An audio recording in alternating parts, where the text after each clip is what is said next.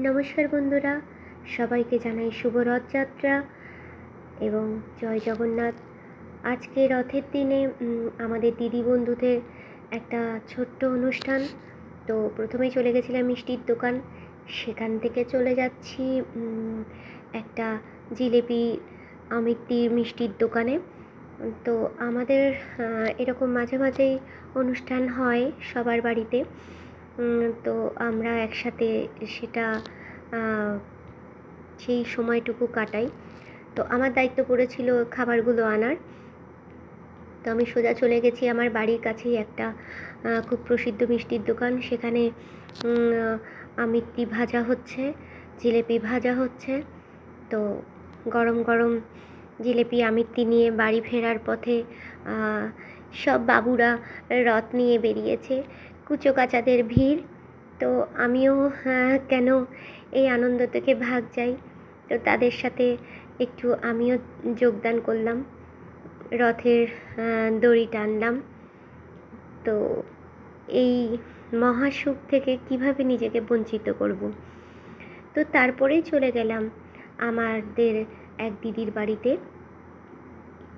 তো ওনার বাড়িতে জগন্নাথ, বলরাম, সুভদ্রা আছে। তো এই যে সেই জয়া দিদি, আমার অনেক ছবিতেই ওনারা থাকেন। আমরা সবাই একসাথেই সব কিছু মিলেমিশে ভাগ করে নিই। তো দিদির বাড়িতে ওনাদেরকে সাজানো হয়েছে, আমরা সবাই সেখানে একসাথে মিলিত হয়েছিলাম এই অনুষ্ঠানটা একসাথে আমরা ভাগ করে নেব বলে। তো এই যে এখানে আমার সব বন্ধুরা, দিদিরা সবাই দাঁড়িয়েছেন।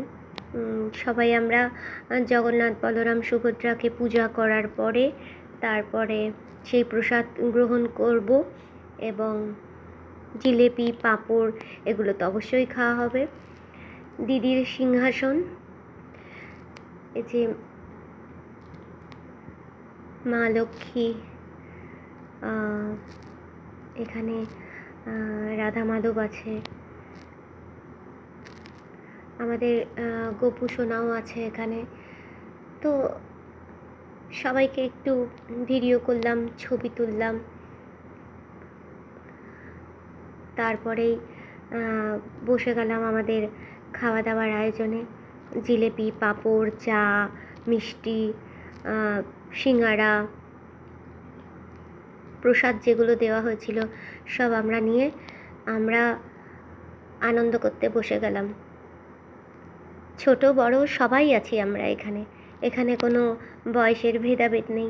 আমরা এরকম ছোট ছোট মজাগুলো, আনন্দগুলো নিজেদের মধ্যে ভাগ করে নিই।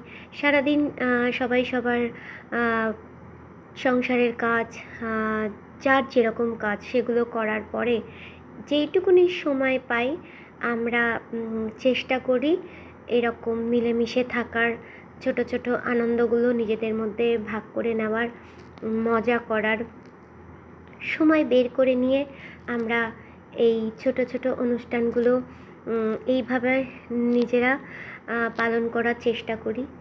তো সেটা আমি আমার ক্যামেরায় বন্দি করারও চেষ্টা করি। এটা আমার লিটল ফ্রেন্ড, যার সাথে আমার অনেক রিলস, ভিডিও, ছবি থাকে, তার ছোটোবেলার রথ।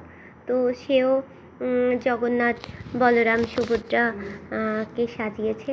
তো আমি আমার ক্যামেরায় বন্দি করলাম এবং তোমাদের সাথে ভাগ করে নিলাম। টাটা।